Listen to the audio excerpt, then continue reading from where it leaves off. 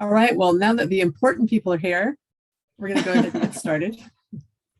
I'm Patty from Copperfields Books, I'm based in the store in Petaluma, and we are delighted to have, we've done a lot of Zoom events, but not many with kids authors. And so this is really fun because we have two here, and we have one who keeps changing her stripes all the way, starting with the 57 bus, which was, Dashka's a journalist. And so this is a fabulous book, won the Stonewall Award.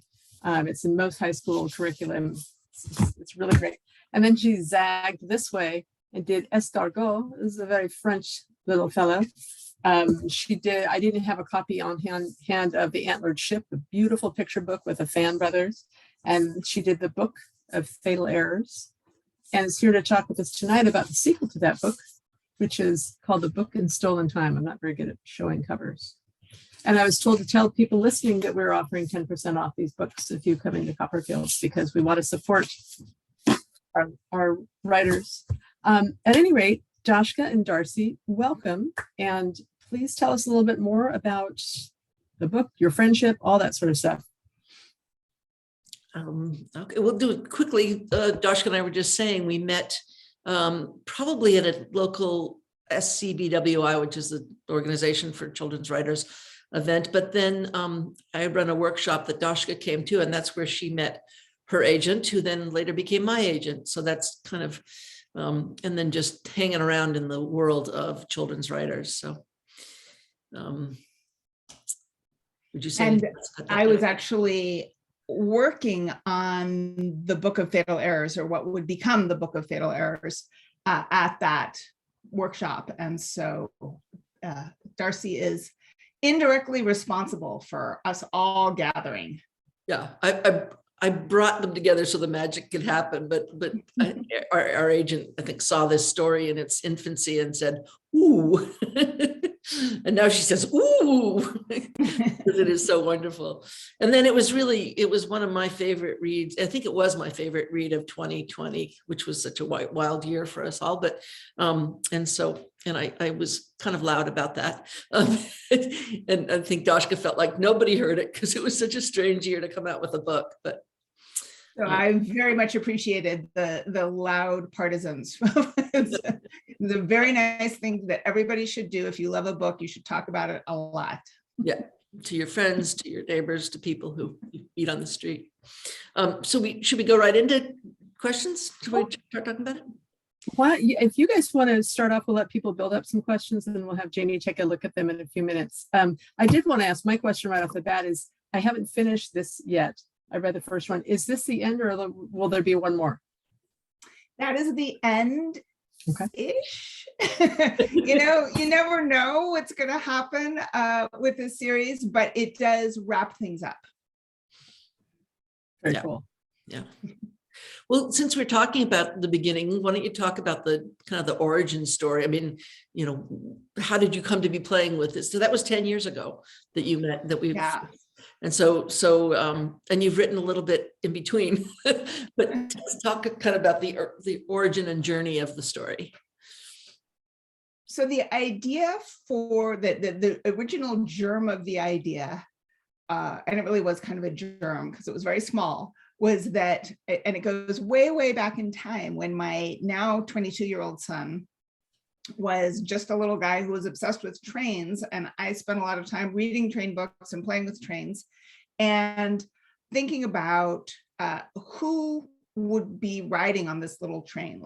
And that question of who would be riding on this? Because I was always interested in people, right? And the machines didn't do that much for me. So I always wanted to know about the people. And so then I was like, well, they're tiny people. Why are they riding on the train? And so then I thought that maybe it was going to be a picture book about tiny winged people riding a train. And I tried it that way, but it kept on. Every time somebody read it, they would have questions, and the questions would lead to more backstory. And soon the backstory was way longer than the front story, and it got longer and longer and longer. And it was like, yeah, this is not a picture book.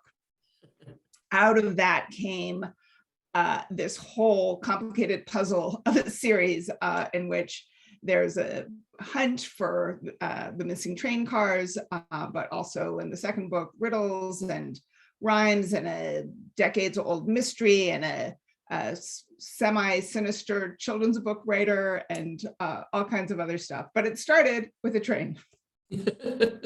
Well, it's just one of the reasons I love the world is that the world building is incredible, which as writers we know is kind of next to voice the hardest thing to do, to do world building. And it's just I encourage all of you to read it just for that. The fairies are kind of snarky and the goblins are hysterical. And so talk a little bit about that world building, particularly where these kind of snarky but amusing and lovable fairies come from. Well, I think everything always is some aspect of my personality, which maybe I shouldn't admit, but Rufus and Abigail, the two kids, are both different sides of me. And Iris, who is the very bad-tempered feyling, who presses— Feyling, the other word for fairies, for those. The other word for fairies, exactly. Who presses both Rufus and Abigail into service to try and help save her people from extinction. She's in a bad mood all the time. Now, she has good reason. She was done wrong by a human who they call glompers, and everybody's very sick. And she has reasons to be irritable. But the truth of the matter is that Iris would be irritable in pretty much any situation, and irritable people are extremely fun to write. And so Iris is always just a blast. She's really fun to spend time with, even if she is always insulting everybody and complaining about human society and everything else that she runs into. She's a great character.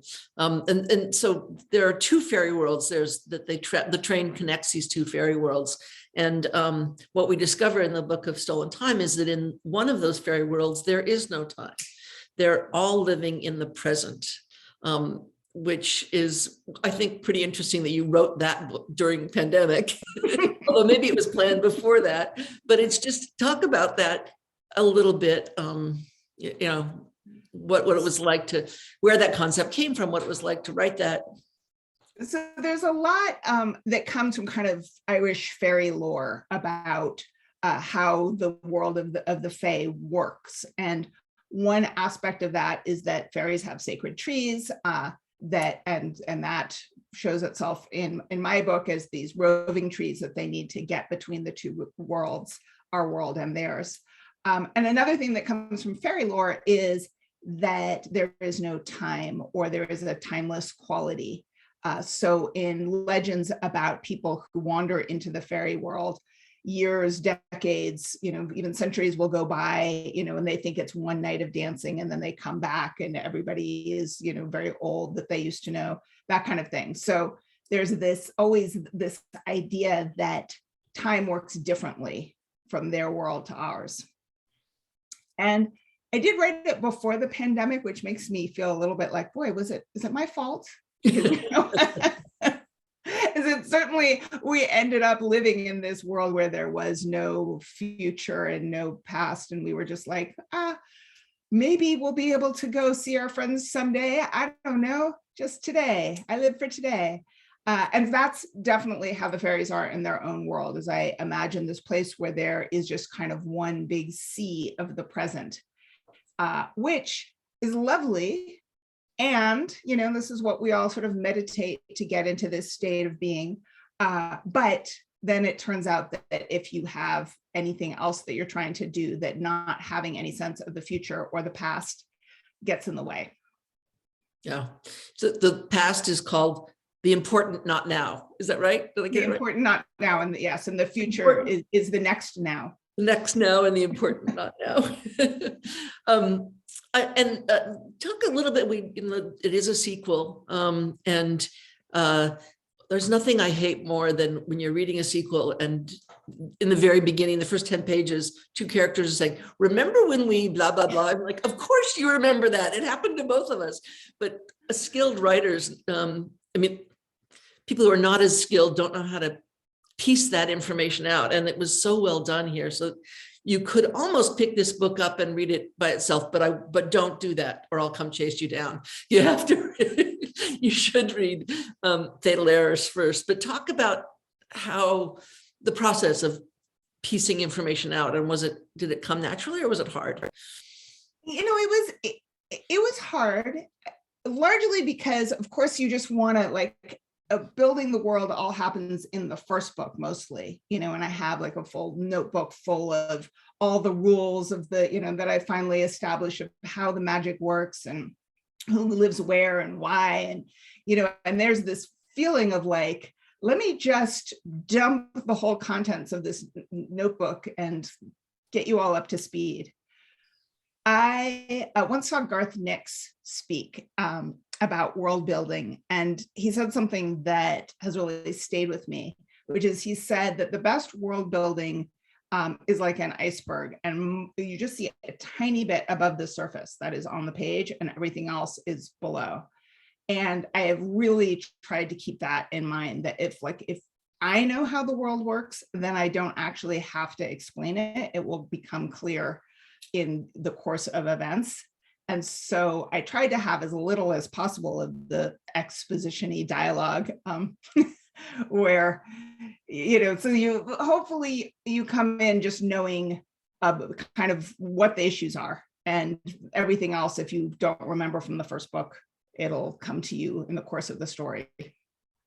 Yeah, it was just very well done. And I know that's not easy. So you have a notebook for you keeping track? I mean, because there are a lot of characters. There's a lot of names for things that are, there's a lot of plants that are named different things. Did you visualize those? Do you have drawings? Do you do drawings? Do you kind of tell us about that notebook? I have like an entire pages and pages of me drawing out how the time cabinet works and what the tools are for gathering time and so on. So I get very literal, like I actually really need to know how something works. And that's true for the plants. I need to know what they look like, both their leaves and their flowers and their seeds, because, it's the seeds where the magic is. So I have to figure all of that out. I'm not a great artist, so I'm not going to be like, look at my drawings, because they're rudimentary, but they do exist for me to think things out. And then, of course, the best part is trying to come up with names for things. And some of them are based on the names of real plants. And for instance, there's a trout lily in the first book, and that is a real trout lily. And I actually, because this is, it's the journalism, I always feel like I need to know everything. And so I had to make sure that, because some lilies are poisonous. And I was like, what if a child reads this and eats the trout lily like Rufus does in the book? So I had to make sure that the trout lily is not poisonous, and it is not poisonous, and it is edible. Yeah, so I spend a lot of time, because what's better than writing? Researching. Researching is way better than writing. So anytime I can look up weird plant names and spend a lot of time on Google Images looking at different kinds of seed pods and seeds, absolutely. Will I do it? Yes. But then you don't eat them, right? And I don't actually eat them. That's how a lot of the magic happens, is that the seeds are the feylings give seeds to the kids for magic. Well, let's talk about Rufus and Abigail a little bit. I love sibling stories, and what I didn't realize is that cousin stories are almost even better, because they're not siblings, but they're different than friends. So just talk about where they came from, and you said they're kind of parts of you, but. Yeah, they are. So Rufus has lived in the town of Galash his whole life, and has been going to Feylawn, which is where his grandfather lives, his whole life. And that's kind of his special place where he can go wander around. Nobody bothers him. He doesn't have to worry about the kids at school who don't really get him. Abigail has just moved back to Galash at the start of book 1. And she lived there until she was 6 or 7, and then she was kind of abruptly moved. And so she doesn't really know Feylawn very well. And Rufus and Abigail don't know each other very well either, because she's been living in Houston. And Abigail is the kind of the good child of the family. She is a high achiever. She does lots of activities. She wins prizes. She gets straight A's. She's studying Mandarin. She plays an instrument and swims on the swim team, etc. Rufus doesn't really like activities. He would much rather just be on his own, checking out the natural world. And, he plays sports and studies an instrument. He's just not very good at either. He's not terrible. He's not the winner of the prizes, except for the participation ones. So there's a little bit of rivalry that's being set up by the parents because Rufus's father would very much like Rufus to be more like Abigail. He's already having that all too common middle-class anxiety of how will I make sure that my kid can get into a good college, even though they're only 12. So Rufus and Abigail have to kind of navigate this dynamic that it wasn't really set up by them. It was really set up by the adults. Yeah, it's really and it doesn't get old. I mean, it's because the way you make it funny. I mean, in this book in Stolen Time, the camp is called Biz Buzz camp, and it's like every summer camp that you really didn't want to go to on steroids, kind of. And very funny. Did you have models for that, or did you just kind of make that up out of a whole cloth? Well, the thing about our world is that you can never actually invent anything without discovering that some aspect of it exists in the real world.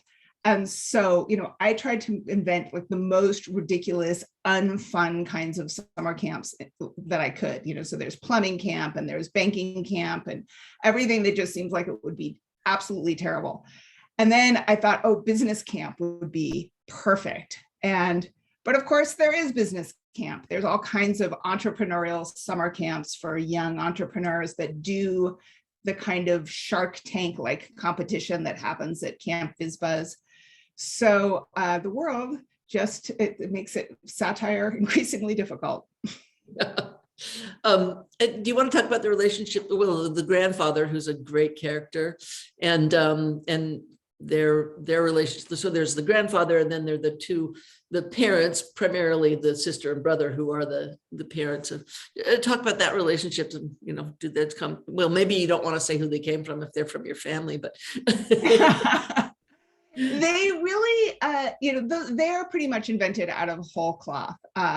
Grandpa Jack is certainly like the kind of grandpa figure that I think we all sort of want, who's just so accepting. He's just really accepting of everything, including all the bananas stuff that is happening at Feylawn all the time, because it's filled with magical creatures who are constantly upsetting things and breaking things and attacking and so forth, and he just takes all of it in stride. So he's sort of the figure that I would love to have around, just telling me that it's all fine. Could be worse, is what he usually says. And the parents, Adam, who is Rufus's dad, and Chrissy, who is Abigail's mom, are really manifestations of the kinds of parents you meet in the Bay Area when you have kids who do activities, who are just, they have a lot of ambition for their kids. And so, I always I'm trying to be funny and to satirize some things, but also I want people to be human. And, all of this parental anxiety, as funny as I find it, it's not like I'm immune from it. So that's in there too. Hopefully some compassion. The goblins are the bad guys are goblins. Most of them, right there, are goblins, and they're in the mining industry, which I found hysterical. I was up one night reading the first book and just kept me up all night laughing about these goblins who are in the mining business.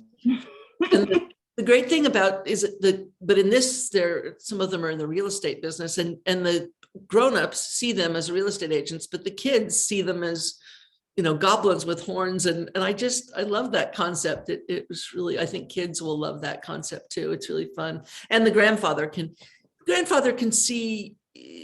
Does he see everything, or is he sees kind of what the kids see, or yeah, eventually. Yeah.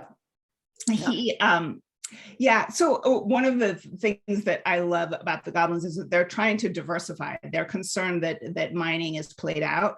And so they're trying to get into to figure out some other industries that they might be able to penetrate. So the real estate and pharmaceuticals is where they decide they need to go. Yeah, I mean, the goblins are really, there's goblin jokes that are going to be lost on little kids, I think. So Yeah. sophisticated kids will get it, but there's some very funny goblin jokes. Do you want to talk a little bit about the possibly nefarious children's writer? And because wasn't there sort of a serendipity story about that? Do I remember? Yes. So Carson Sweet Collins is the author. She is the great grandmother of Rufus and Abigail, and she has written a series of somewhat boring and old-fashioned children's books about Feylawn, which is disguised as renamed in the books Glistening Glen. And they are the kind of books that, I grew up reading anything that I could possibly find to read. And so both my parents had kept their books from when they were kids. My grandparents had tons of books from their children and maybe even from their childhoods. I don't know. There were lots of old-fashioned books around that I read, and some of them were fantastic and some of them were not. And so Carson Sweet Collins' books are kind of supposed to be the not kind. The fairies in them are very dainty, and they're always, with their gossamer wings, and their adventures involve things around like a missing hairbrush. And Rufus needs to read these books in order to solve the mystery, but it's always the thing he doesn't want to do is to read these books that are mostly about, fairies wearing pretty dresses and so forth. So I had in mind kind of what these books might look like. And then really just a month ago or so, I was on Instagram and somebody posted a book, an old-fashioned book that was the exact book that I had been picturing. It's called A Day in Fairyland. And if you go to my Instagram, you can see pictures of it. And it just has exactly those types of illustrations with the little blonde fairies with the gossamer wings and brushing their hair. They're even doing a whole hairbrush thing. So yeah, it turns out it's really difficult to invent things because the world keeps on providing them. Or maybe you read that when you were, 4 or 6 and it stuck in your head somehow. That could be. Yeah. Some of the other things I enjoyed, the geese. You want to talk about the geese? Because they're just very funny. So the Gennady geese have a semi-annoying habit of they just honk random words all the time. So they're kind of like when you use whole language passwords and you're supposed to choose 3 unrelated words. That's kind of how the Gennady geese talk, because they're just throwing out words all the time. It's kind of like playing Wordle. Yeah. And did you keep track of, because I've had a character that had to, whereas there were words that came up and I had to have a whole spreadsheet of, did you keep a spreadsheet of the geese's words? I did not. I just searched the manuscript every time I put in a new one to make sure I hadn't used it before. Yay for search for figures, the ability exactly.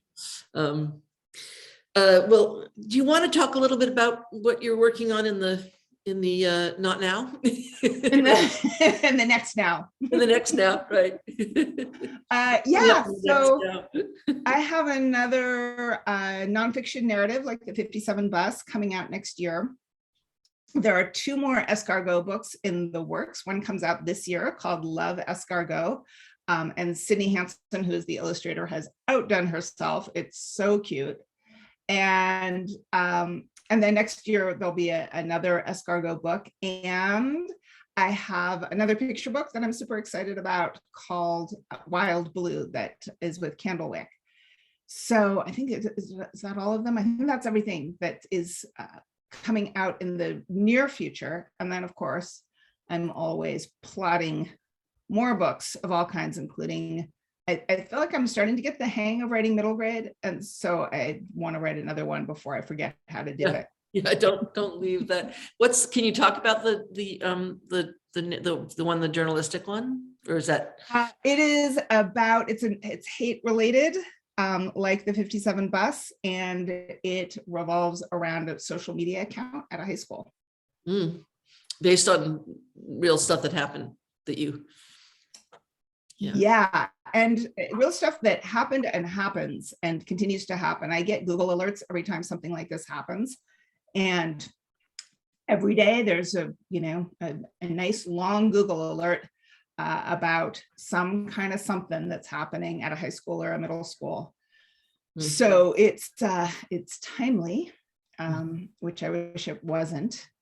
I would much rather be writing about something else, but it is happening really a lot. Yeah. And are you still writing journalistically? I know Dashka also has credits with the New York Times Magazine. That's how the first things I ever read of yours were from the New York Times Magazine.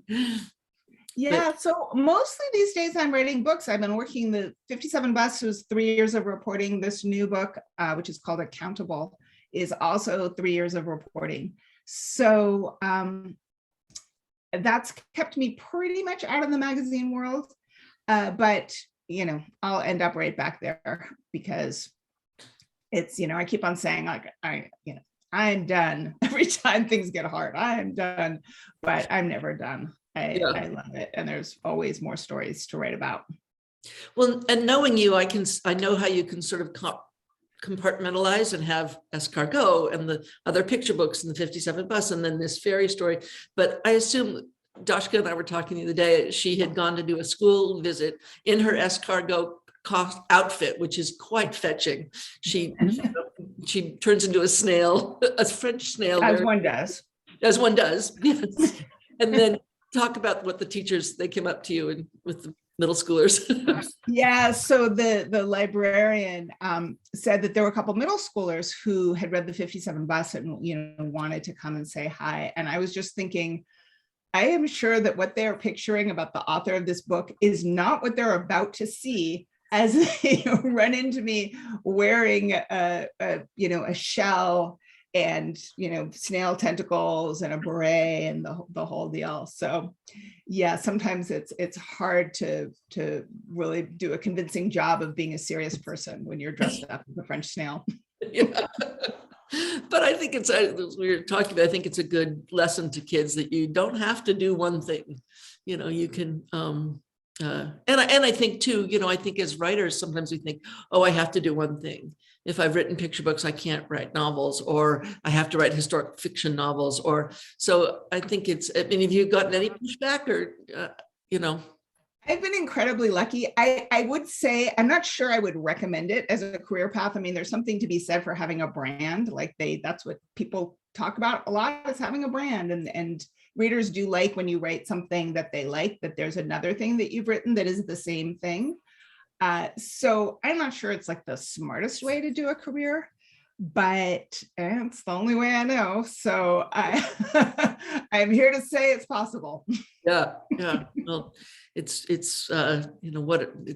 following your curiosity is something you're good at, and something I think it's one of the lovely things about, well, maybe writers in general, but certainly in our experience, children's writers, you just like, ooh, that sounds like fun. That sounds like a good idea. Because we're all big kids at heart. We just still have that sense of curiosity and, wanting to go chase after the pretty butterfly or whatever it is that has attracted our attention. Yeah. Well, I've been asked this question, and maybe what age do you, what child under 20, what's the kind of the age you land on most often? Oh, I'm 11. Like my inner child is 11. Yeah. 11 is which is why middle grade, it felt so good to write middle grade, because those were the books that made me into a writer. Mm-hmm. Those were the books that I read over and over and over again and really studied. And even though I didn't know I was studying them, I just liked them a lot. But 11, I felt like I really had everything figured out. I understood that the world was magic and that I just had to learn the rules. And if I read the right books, I would find out how to get to the magical worlds. I would know how to do magic. And, I had already gotten a lot of wisdom from these books about how the world ought to be. And I was happy to explain to anybody who needed an update. on how everything should be, how everyone should behave. And yeah, and then I, hit 12 and it all fell apart. So It's funny because I think trying to get back there. I'm 13, which is coming out of that, like, oh, magic isn't real. What the hell else am I going to figure out? I think that's where my inner voice kid is 13, which is the other end of middle grade in a way. Yeah.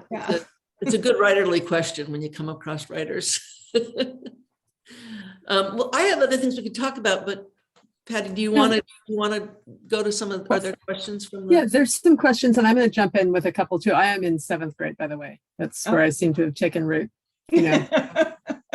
All those things you worry about in 7th grade, still got them. Don't worry. So I was wondering, had you always carried knowledge or interest in fairies in the Fey world, or did you really have to learn a lot about it for these books?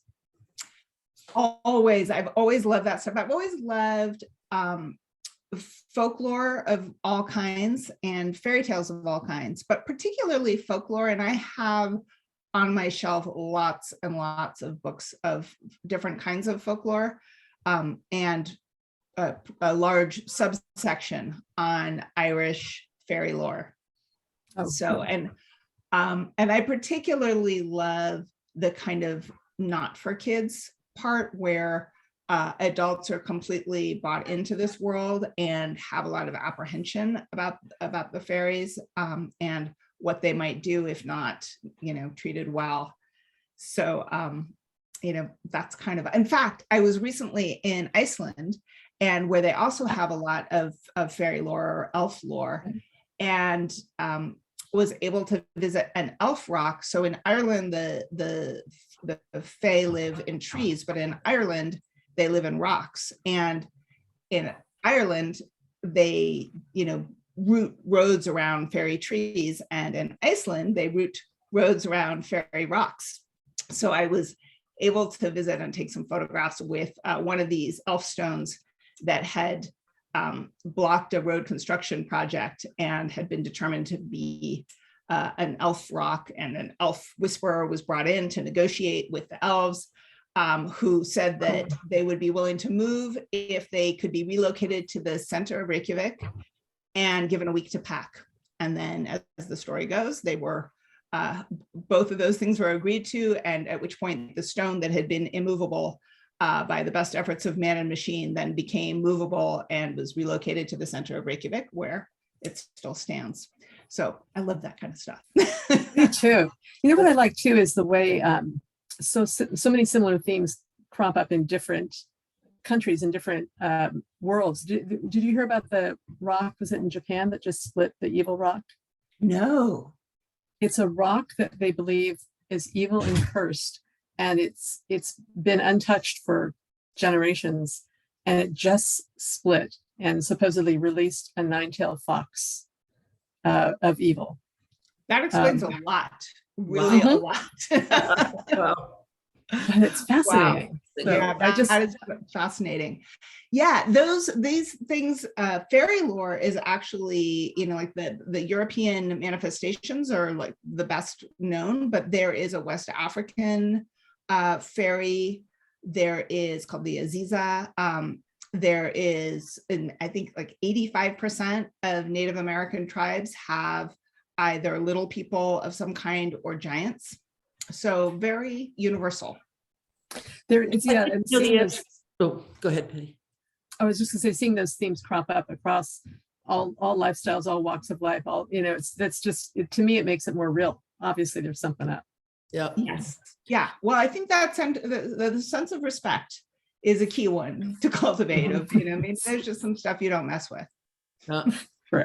I think I know the answer to this question, but I meant to ask this. Is there anything your parents didn't let you read? I think I know this, but being that your mom's, you got to read. Yeah, maybe she can think of something. She can type it into the comments if she can think of anything. But I don't think I was ever forbidden from reading anything. And it was a house where there were books everywhere. And yeah, and I pulled everything down from the shelf. I devoured it all, quite omnivorously, including like this Encyclopedia Britannica that my mom had bought at a thrift store. And, I read all of that. And yeah. Well read. Yes. Hey, did you ever read a book by Charles DeLint called Little Girl Lost? It's spelled Grrrl. She's basically a fairy, but like the borrowers, but she's 14 and she wants no part of having to stay hidden. She's very, very much a, pardon me, badass fairy. She's really cool. That sounds amazing. I'm going to look that Yeah. up. Yeah, it's very fun. So what do you enjoy? I mean, obviously you did your research on fairies, although you had plenty of knowledge already, but is there a difference in researching nonfiction versus fiction? I mean, obviously you can, I guess, take a road off and just make something up if you can't find it, but you're trying to be truthful to what's been done before. Where is it easier? What's harder? What are the challenges? Well, every time I'm writing nonfiction where I only can work with what actually happened and what can be verified, I think, oh, it'd be so much easier to write fiction if only I could just make something up.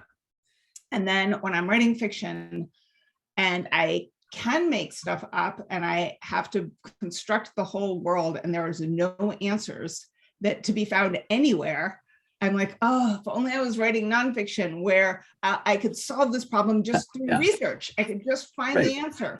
So it's definitely whatever I'm doing is the thing that is the harder one. And the easier one is the whatever one I'm not doing. The not now is easier. The not now, exactly.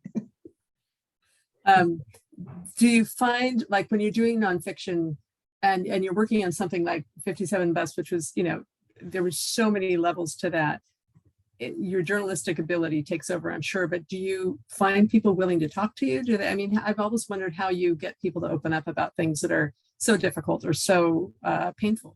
Yeah, it's a lot of times it's persistence. It takes time for people to want to talk. And so I always say that, like, what I bring to the table is I just never go away, which I think anybody who's worked with me could attest to, because they're always like, you're still here. Like, why are you still calling me?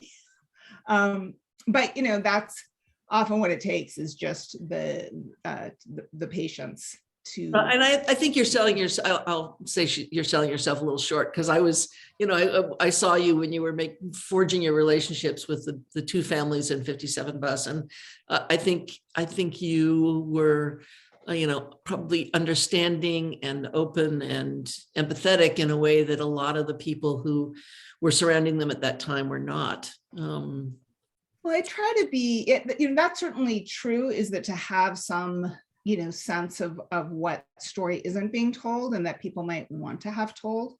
And I think it's also, I try and be super transparent and have people have the opportunity to read the other things that I've written. I will send them my book or give them links so that they can kind of have a sense of what I'm about and try and explain exactly how the process works. Of course, explaining it, I always tell people, like, I'm going to be in your life for a long time. And, 3 years later, when I'm still in their lives, they've generally forgotten that I warned them, because it seemed impossible. And most people, when they see journalists, what they see is somebody who just, on the news, in the media, in movies, what you see is like a journalist who pops in and gets some quotes and leaves again and, writes the story. So this, I think most people are not very familiar with what long form journalists do, and that kind of, that it's really called long form for a reason, not just in length of pages, but in lengths of time.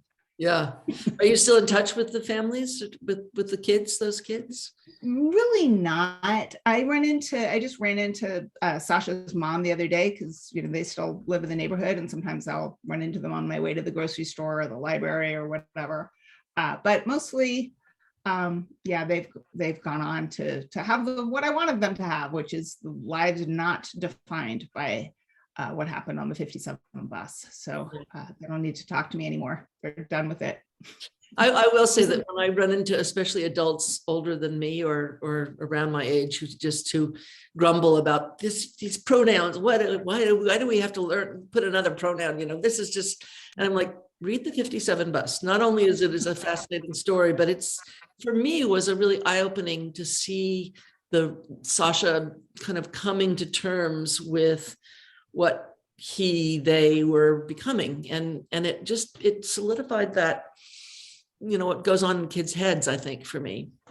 So I recommend it for all sorts of reasons. It was the first time I really heard of restorative justice, and the way you treat that. But I really recommend it for people who are not understanding, what kids are, what it's like for a kid who doesn't fit in and doesn't fit the norms.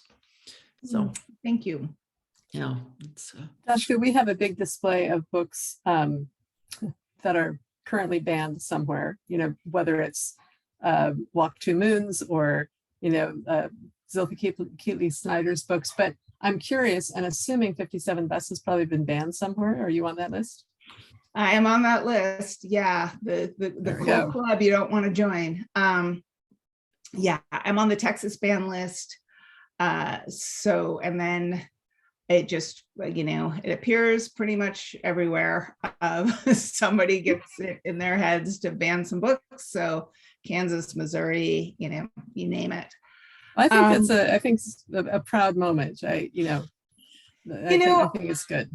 I always used to think like, oh, that'll be cool when I've written something so controversial that my book gets banned. And then when it actually happens, it doesn't feel like that way at all. It feels terrible. It not only because it is terrible, because it shouldn't be banned, and the idea that, that there's things that are okay to talk about and entire people's identities, are not. So we're not supposed to talk about race, and we're not supposed to talk about gender, and so that's upsetting. But it's also, I make my books with love. I think of them as being a gift. I'm trying to create something that does good in the world, and so there is this feeling that somebody has just, set fire to my present. So it's, it hurts.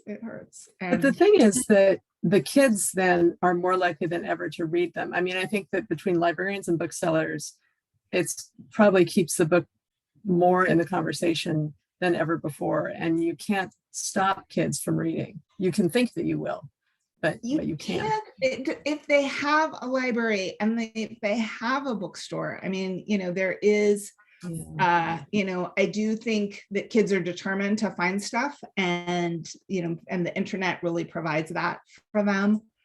But I think it's a mistake to just assume that every community is going to have some place where they can find those books, because there's lots of communities that don't have libraries, or the libraries are responding to the same sets of pressures as the schools, and the books aren't available. So it's worrisome. It makes books less available to kids when they're banned, especially they can't bring them into the schools it's just we have No, it definitely does. I wasn't being naive about that, but I do think that it's it lifts their profile to some kids who never knew the books existed. Well, that is true, and I think that booksellers and librarians have really been doing a great job of that, of kind of shouting from the rooftops, like, we support these books and we want people to know that they exist, and things like the displays of banned books really do a great job. Yeah. Right. Yeah. Do you have A Good Kind of Trouble on that shelf? It's a friend of ours who's written A Good Kind of Trouble, which is a very early middle grade book about a girl who's involved in whose sister really is involved in the Black Lives Matter. And I just was shocked to hear it was banned recently, because there's nothing in it that should be banned, but there's no rhyme nor reason, except people who are afraid of everything that doesn't look like a white cisgender male person. I think it's scary. Yeah. So. Someone in the chat, I noticed, asked a question about writing characters that weren't stereotyped, and I don't know. Do you find that It's an interesting question because, writing secondary characters, there's always a certain way in which you're painting with broad strokes. You're just trying to give people have a shtick, and I'm trying to make them recognizable and stand out, and they're have a certain point of view, and they're not going to be as fleshed out as the main characters. So it's always a danger to not, that you're going to cross over from, broad strokes into caricature or stereotype. But I think that if you're in touch with this kind of human questions of like, why do people do what they do? What do they want? The writing workshop question, what do they want? What does your character want? That there's a reason that gets asked a lot, is because I think it does pull you back into the realm of relatable, and keeps you from writing something that is kind of overly broad or overly stereotyped.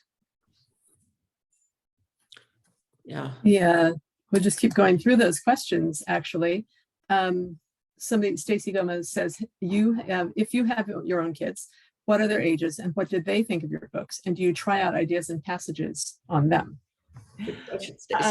So my son is 22, and yes, I do. I was very fortunate to have him home for a lot of the pandemic, as many of us did. We got our adult children back in the house for a little while, whether they liked it or not.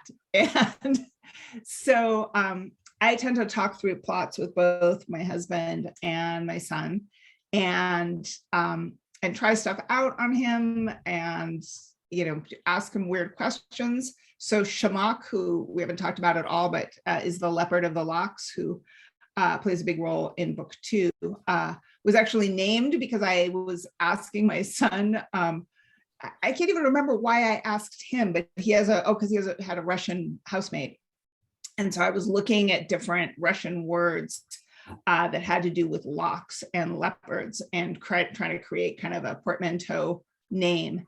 And so I came up with one, and then I was like, but would anybody actually say this? And so I sent it to my son, and he ran it through the Russian languages club at his university, and they came back to me with kind of a counter proposal, and Shamak was born. That's how Shamak got his name. So great. Yeah, my kid, and he is for my YA stuff. He is my slang consultant, and I've run through all use of slang gets run through him. He has very strong opinions about the correct way to use certain Bay Area slang. So he has a key role to play in making sure that I don't sound cringe. Cringe. And do you talk about your characters as if they were real people in the house? Of course. Is that something you do as well, Darcey? Yeah, a little bit. We have a question, which you've heard before at other gatherings, and it's always interesting to see what you'll say. What is your favorite book you've written, and why? And how much time do you spend a day writing? And is that different? My add-on, is that different for nonfiction or fiction? So whenever I get asked this question, I feel like, but they're all my children and I love them all, which is true. And there are certain ones that are sort of far in the past. They all have kind of different reasons. I could make an argument for any one of my books about why it's my favorite. But the truth of the matter is it's always the most recent one, because that's the one that I am most, I just spent a lot of time living in the world, trying to solve the problems. It's the struggle that I just came out of. And it's also, hopefully I have more skill as I go on. So it's the one that I feel like best represents where I'm at as a writer. So the book was Stolen Time. I was, trained as a journalist. So I started out as a poet, and I used to wait for inspiration, and, I thought like the muse had to talk to me, and, I had absolutely terrible writing habits. Then I became a journalist, and there's none of that allowed. Like the inspiration is called a deadline, and you meet it or you don't have a job. So I have extremely pedestrian writing habits. Like whenever I read those articles about like people's rituals before they sit down to write, I'm like, ritual? What's that? Like I sit down, I finish my breakfast, I go upstairs, I sit down at the computer, I work until lunch, then I have lunch, then I come back and I work until I can't work anymore, and then I'm done. I can work pretty much anywhere except for that I do like it to be quiet, and I have been known to try and get the people who are the mow and blow guys who are working on the yard next door, like, how long do you think that leaf blower is going to be going? But other than that, I really don't have any particularly special writing needs. I can write much longer nonfiction before my head starts to lose its focus.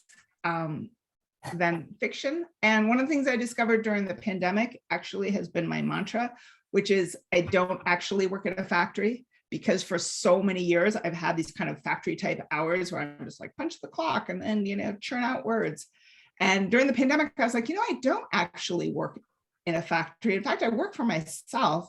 Maybe it would be good if I exercised in the middle of the day when I started to feel like I couldn't write anymore. And that has stayed with me. I hope it will stay with me after all of this is over and we go back to our busy lives.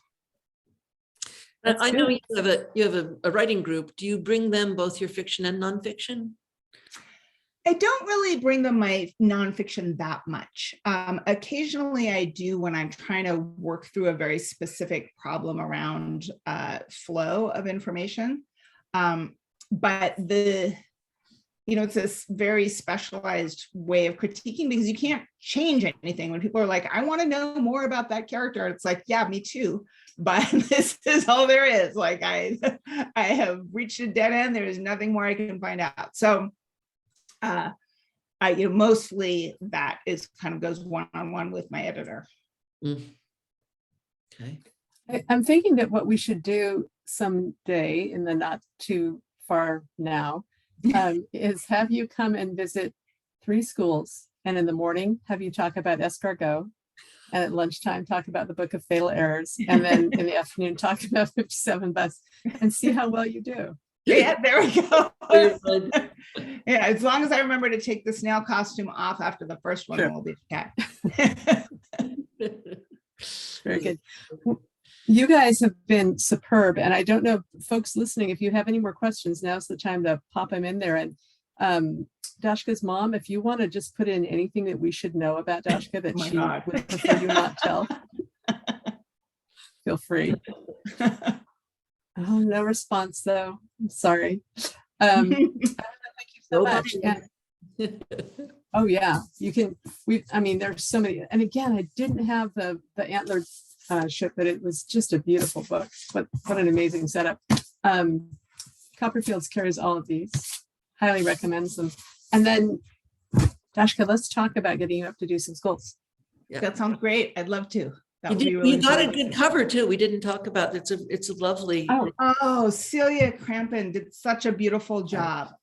Yeah, I was like so excited by both of these covers, and I didn't think I could love anything more than the Book of Fatal Errors cover, but this Book of Stolen Time I think is even better.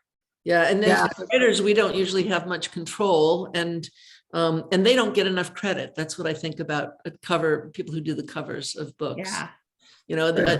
Unlike a book really can be, you can sell a book by its cover, Absolutely. And the most exciting thing really for certain kinds of book nerds is there's maps, which Celia also did. Beautiful maps. Yeah, really nice. Maps are very fun. Yeah. I know I'm thinking more and more questions. We should just keep you on longer and longer, but I think, I think it's only fair to let you go on with your evenings. Copperfields people, thank you so much for joining us. I'm going to hand this over to Jamie to wind up, and if she has any last minute things we need to know